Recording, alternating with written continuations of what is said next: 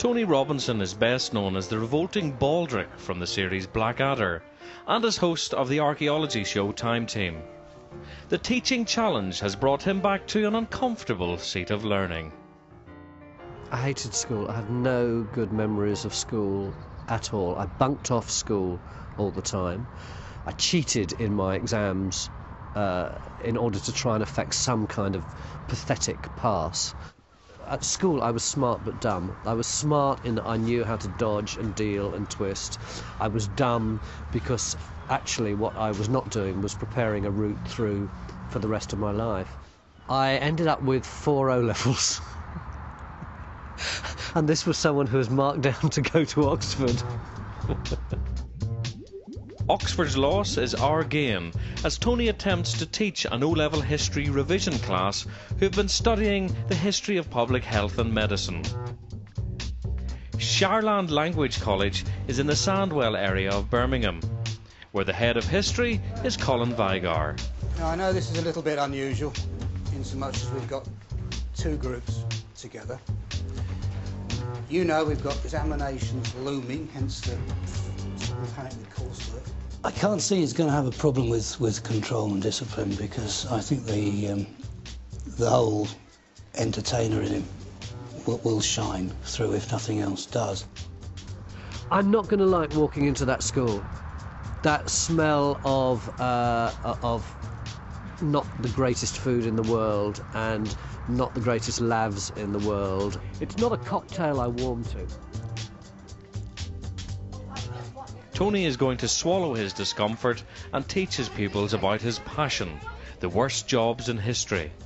But as an academic underachiever, the classroom has never captured his imagination. I'm not going into this class with any real aspirations. The best I can do is be me. Biggest problem in terms of constructing a lesson that would, satisfy the demands of teaching. Now that could be it. I don't know what experience he's got. I'm going to talk about stuff that I care about, and it's an act of faith that if I care about it, then hopefully some of them will. Tony may be about to experience echoes of his own school days when he meets the no-nonsense Colin Vigar, a man who's very proud of his pupils. Anybody care, if you don't know the better, anybody care to throw a name at him? Aristotle. Brilliant. Have you met him? No. Hey, Jess, he answered the question about Aristotle early on. Is very bright. Zodiac man. Zodiac man. What's the significance of the Zodiac man? Clinical observation of operation or something. Oh, Anthony, yes. He's great. His perceptions there, the questions he asks, as well as his answers, are very far-reaching. I think Vida will speak. She was absolutely delighted when she found out that Tony Robinson was coming, because she seemed to be the absolutely biggest fan with his programmes. And we've got Tony Robinson coming in next lesson, who is going to do what he said was an inspiration, that it was about ordinary people in medicine. And that was what he thought, ordinary people. Yeah. Tom? I don't think he's going to know anything. He was probably caned at school, because in the olden days they used to do them things. Just hope he doesn't pull out the ruler tomorrow. Probably I don't think he will be able to manage a class like a teacher would, because he's not used to teaching kids, probably. Hopefully he can tell better jokes than Mr. Vigar. I enjoy watching Blackadder, and I think he knows what he's talking about. The worst thing that could happen is that they tear me limb from limb. It is indeed. Welcome. Welcome. How are you? Nice to meet you. Before Tony goes to work, Colin briefs him on the task ahead. So, what am I supposed to do then? Well, you're going to give us a lesson. So what kind of objectives do you think that I ought to offer? Well, what I've done, this is a kind of revision group. Yeah. Medicine is the revision. Now, we had a look yesterday at some of the key personalities, sort of Aristotle, Galen, Snow, and whatever else, knowing full well that you were enthused by the ordinary people. Mm. So you're going to fill in that gap. The first thing that student teachers usually ask is about control. Right? I don't think you'll have any serious behaviour problems. Realistically, we're going to have cameras in this room. Yeah. if they know me, and coming in here, some of them clearly did know me, they're going to know me from both Time Team and Blackadder or whatever. I'd imagine that their main curiosity is going to be around the cameras and me as a person. Now, can I share that? Can I share some of that with them, or do you want me to be straight down the line? No, this is worse. You've got a lesson to teach. Yeah? This is a history lesson. Save that. Oh dear. Tony's plans to entertain are withering. They're expecting a lesson, and that's what they want. If they try to deflect you, don't let them. Right, motivate, engage, and challenge. Yeah. His mentor wants a little less show and a lot more business. Try and make them to do some analysis, some thought. All right, best of luck. Interesting to see how I get on. It'll be interesting, yeah.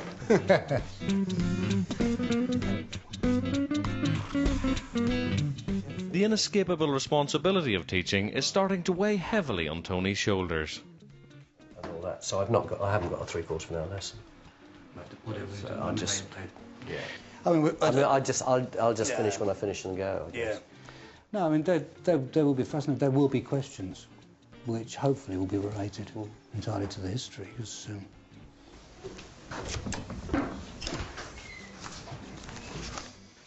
Colin goes next door where he will monitor Tony's performance on screen. But despite his tough pep talk, Tony's still thinking like a TV presenter. This is not the best moment.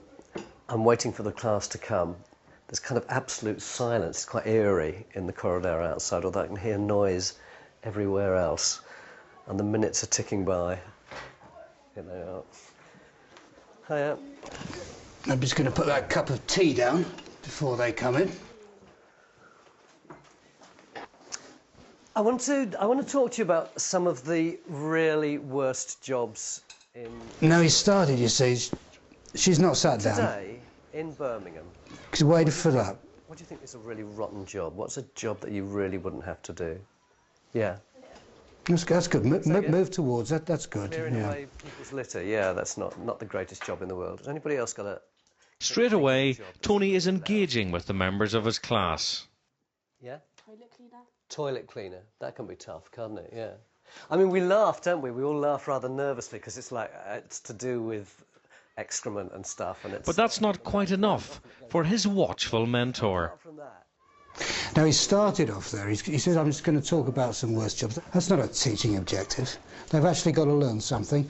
He hasn't suggested anything that they're going to learn. Right, so that's a bad mark to start with. When, in the Second World War, my dad... A cup of tea again. He was in He was in the RAF. Thankfully, Tony is unaware of Colin's blistering critique. And he patched up the holes in the wings. Aside from the beverage problem, Tony appears to have the full attention of his class. Notice worse jobs. And I'll give you an example of that. I want you to be my knight in armour. OK, now we go. We've got a bit of engagement now. There's got some possibilities. Ishmael is a knight in armour in medieval times. That is a very cool job, isn't it, being a knight in armour? On what part of his body would there be? Our guest teacher has moved into the middle of the classroom and further away from the subject matter for a demonstration of armour, which he might well need when he faces Colin's debriefing session. I still don't know where we're going with this on the medical thing. On here? Suit, yeah, suit of armour. And on his legs, he'd have something that was hinged, actually, so he'd have one bit of armour down to his knees, and then there'd be a hinge. He's got the delivery,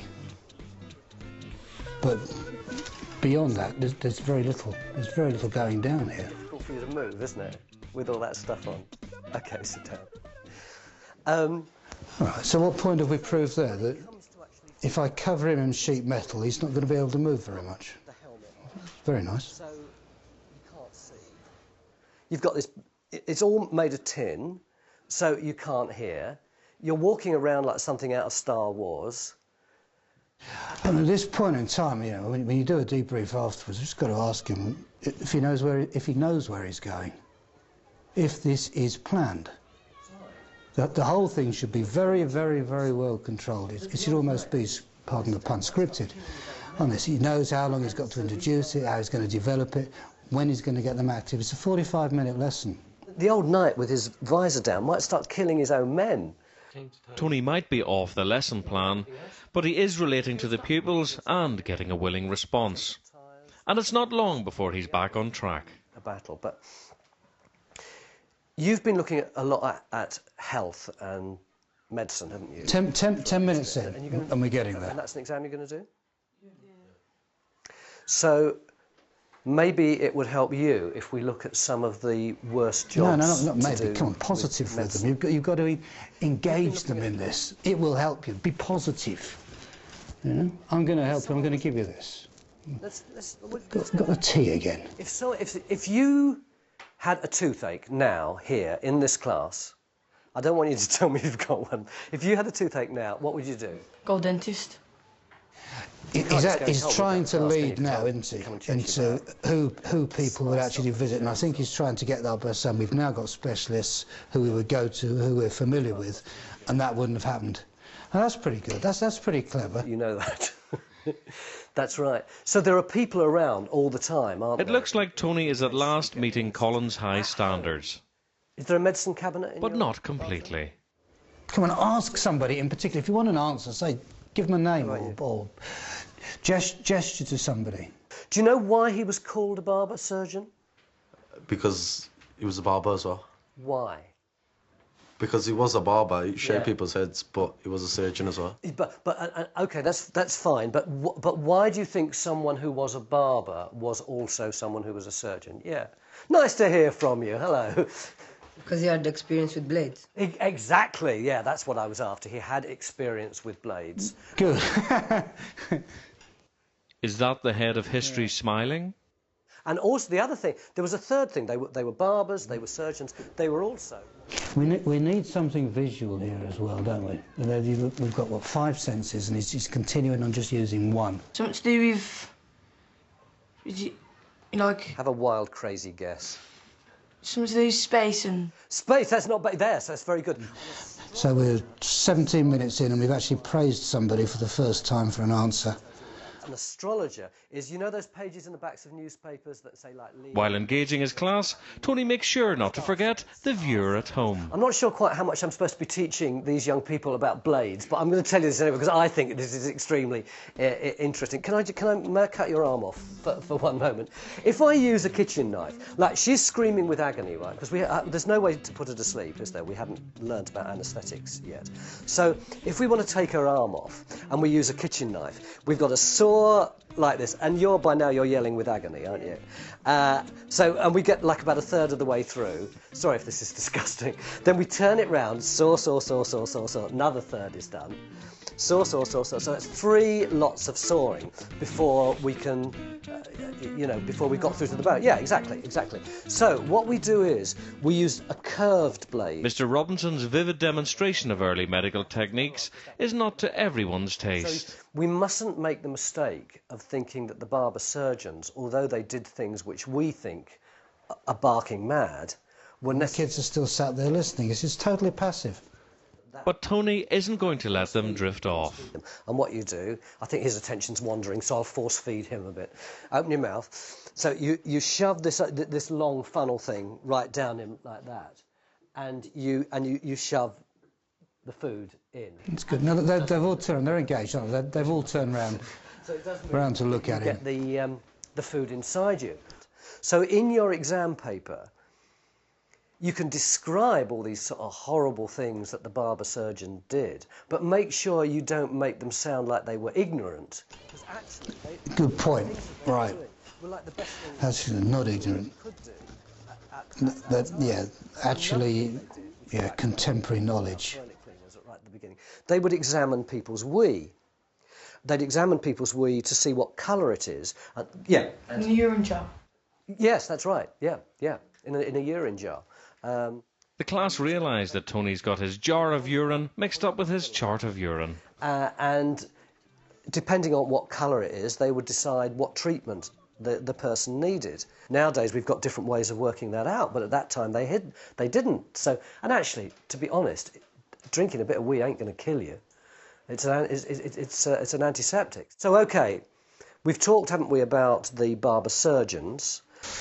Looking down the sort of lesson observation sheet that I would have if I was doing this, I'll be finding a hell of a lot of gaps where I've got nothing to put because there isn't things happening. Why do you think so much of what I'm talking about had to do either with wee or poo? Yeah. Because conditions in them days, they had lots of that around anyway, from the sewers and that, so... That's the big point, isn't it? As well as having to teach, Tony's fighting against that Friday afternoon feeling. Attention now is beginning to go. There's a couple of yawns, and it's late in the day. This is a graveyard lesson. Traditionally, everything else people learn better in the morning, but we have these lessons. They have got to be as good as the one you get first thing in the morning. Probably the two most powerful chemicals that you could find were wee and poo. Not necessarily human. I mean, they used an awful lot of chicken poo and dog poo and Lord knows what. It's kind of, riveting their attention with toilet humour at this point, isn't it? I mean, I'm not degrading from the honesty of what he's doing. And then they hack all the fat off and peel all the hair off. And then they start to polish it, just like you said.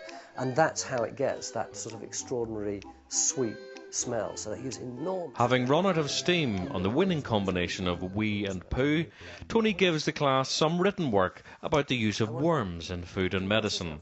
If a poor person was really, really ill, and they came to see her, she'd say, what you need is worm stew. Worm stew is magic.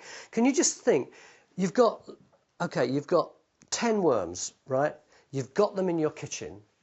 I want you to think about how you would prepare them for somebody to eat.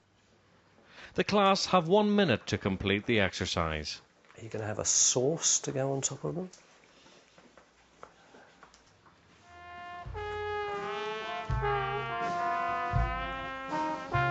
OK, now stop them now. Stop them. See what they've got. Nearly 5 minutes later, and unsure of how to stop them, even Tony's smile is beginning to fade.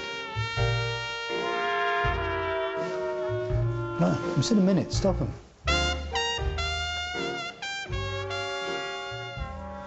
Another 10 seconds or so, and then we'll stop. Well, why not? We've had half an hour. OK, how are you going to persuade us to eat your worms? Okay, serve them in a salad with fresh tomatoes. Serve them in a salad with fresh tomatoes. And chop them into noticeable tiny bits. Chop them into unnoticeable tiny bits. And it's a very good idea. How about you? Mash them up and put them into a soup. Mash them and put them into a soup, yeah. Boil the rice and put them on top with some sauce on top as well. So rice. Actually, it's an enormous variety, isn't it? It's brilliant. And you? It's nice. Sorry, she's getting very defensive. Now, this isn't greatly relevant. Have you ever heard there's a word toady, which means someone who's really creepy? And I thought he was going to go somewhere else there, but he hasn't. And that's just about all I've got time for. So the 3 jobs that might be of use to you if you want to jot them down. As the class draws to a close, Tony tries to nail down the highlights of his lesson. I'll let you be the judge of how impressed your examiner will be by the fact that you've got that piece of knowledge. Unsure of how to bring the class to an end, Tony simply exits stage right. And my time is up, and I've got to go, and you've been absolutely brilliant, and thanks ever so much. I really enjoyed that. I hope you did. See you. You're going to leave them, great. Okay, he's going to walk out. Someone will come and... I think someone will come and tell you what to do. Bye-bye. No, round of applause, clap, no, nothing. What are they going to do now? I'm going to sit and look at them. I'm just going to sit and look at them and see what they do, because he's going to walk in here. I'm going to walk in here. I've just walked in here. He just walked in here. What are you going to do with them, Tony? What are you going to do with them? Leave them there? I don't know. No, I had no idea. I thought I was supposed to finish at 1:45, so I finished. That's fine. I better go under. And I said that someone would come in. Yeah, of course so. OK, perhaps it's just sorted out before. And then I better you'll go come and back here dismiss them. and I'll come back here and praise tell me what I cocked up. In a way, I just don't know. maybe I just enjoyed it too much. I got through about 10% of what I was aiming to get through, and I don't know whether I managed to link it to what they were doing, but I love that stuff, and I just wanted to share my love for it with them.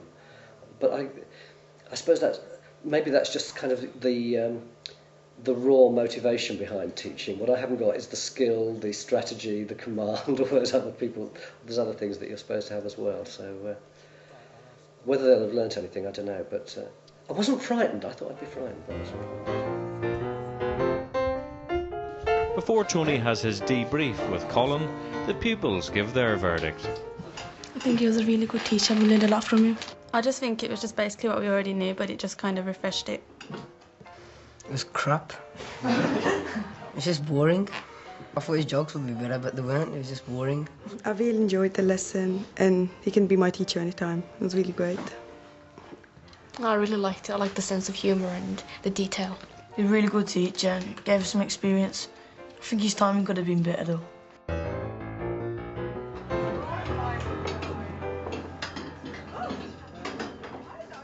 Well, Tony, that's the lesson done. I've got to do this debrief. You seem a little bit more relaxed now. Before.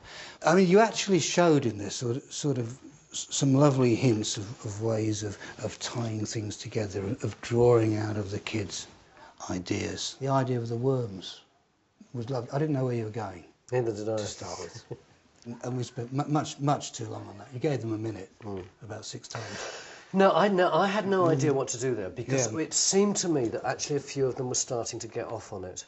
That's what I said. And because they were getting off on it, I gave them more time. Yeah. And absolutely. And it was one of those moments where actually what I wanted to do was rush down to you in the next classroom and say, there are 2 roads I can go down. Yeah. Which do I do? Yeah. I gave them too long. You picked the wrong one. Sorry. Thanks, Pat. Yes, basically, what you wanted was 2 or 3 people who were going to come up with something. Yeah. You'd say, right, that's what a wise woman had to do. You had to think in these terms. You had to make people. What else did she do? The other reason that I gave them longer was because there were 2 or 3 who hadn't been contributing all that much, or hadn't got. I didn't know if it was that they hadn't got the confidence, or whether they didn't know how to. Who had really stuck in there and were writing with that kind of slow, painful writing. If you can see that somebody's actually scribbling down, they've got the thought. Ask them for the thought. Yeah. Yeah. You're right. You don't have to. You didn't actually need them to. I didn't need them to have written it down. They could have just. Was the thought. Yeah. We should have driven it on. Pity was you dropped the punchline. You told them what they were doing. The strategy thing. You're actually making a worm palatable. Oh, I see. Yeah. Before you got the recipes. If pupils need praise, so do first-time teachers. Right. Things to work on. A few more, I'm afraid. Right. We start off with, you motivate, you engage, you challenge. You started the lesson, you didn't introduce yourself. They all know who you were. Basically, you would have failed probably within the first 10 minutes. Because Receiving a good talking to looks like it might be bringing back some bad memories for our guest teacher. Yeah, we have 25 hours of teaching a week, and we've got to use every minute as valuable as we can. Your subject knowledge was obviously good. You did miss at one point. The kid talked about the urine chart. Oh, I couldn't hear. You got do you know that something else? No, that was. I tell you what, that was sheer nervousness on my part because I couldn't hear what he was saying. I didn't know whether English was his first language, and I just didn't know how to handle that moment. Right. I thought it probably was a misunderstanding. But approaches, it was didactic, wasn't it? It was you talking with a little bit. There's more senses. So we've got to think about getting them proactive, getting them involved very much quicker. You moved around the room fairly well. I know it's difficult with the layout it is to move elsewhere, but I'd be a bit wary, in some instances, actually just standing right at the back of the room with your back to most of them. I had no confidence in that. I knew what I was doing there. Yeah. For Tony, criticism of his teaching technique is one thing, but picking on an old Thesp's ability to work the room is quite another. I think your criticisms of my ability to teach, I think, are absolutely spot on. But I knew how to control that room. That was never an issue for me. Shouldn't be drinking the tea. That's Why is that? It's a health and safety issue as to hot drinks in a situation, right? They are... Sounds a bit pathetic. It was pretty cold. It's cold and rather disgusting. Cold and rather... Well, we knew you were coming. Not the best idea just to wander off. What do I do? Sir, I was underbriefed. Yes, you were underbriefed as what to do at the end. Are you going to take up the job? Are you going to go and train? Because you could do it. I felt like that student teacher on their first day when they haven't got somebody in the next room who can bail them out. Yeah. The bits you've added were of interest. Now, in terms of how relevant that's going to be to their exam. So I've got to go to teacher training college now. You have to go to college now? Yeah. Okay. Thanks for your help. Thanks. Cheers.